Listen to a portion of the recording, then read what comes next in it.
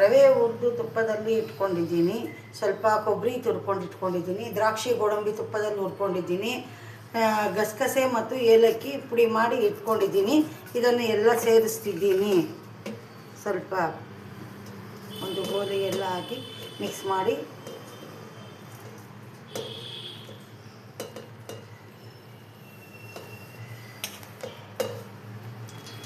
ಕಡಿಮೆ ತಟ್ಟಾಗುತ್ತೆ ಸರ್. ಸ್ವಲ್ಪ ಮೈದಾ ಹಿಟ್ಟನ್ನು ಹಾಕ್ಕೊಂಡಿದ್ದೀನಿ.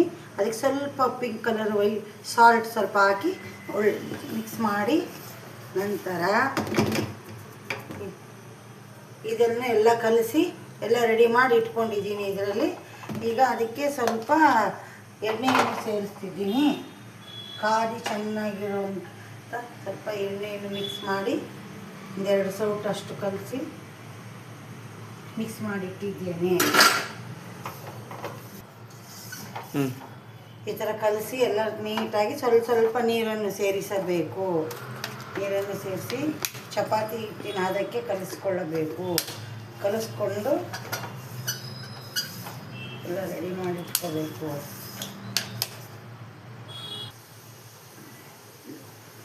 ಈ ಥರ ಮಾಡಿ ಕರ್ಜಿಕಾಯಿಗಳೆಲ್ಲ ನಮ್ಗೆ ಇಷ್ಟ ಬಂದ ಹಾಗೆ ಇದು ಮಾಡ್ಕೋಬೋದು.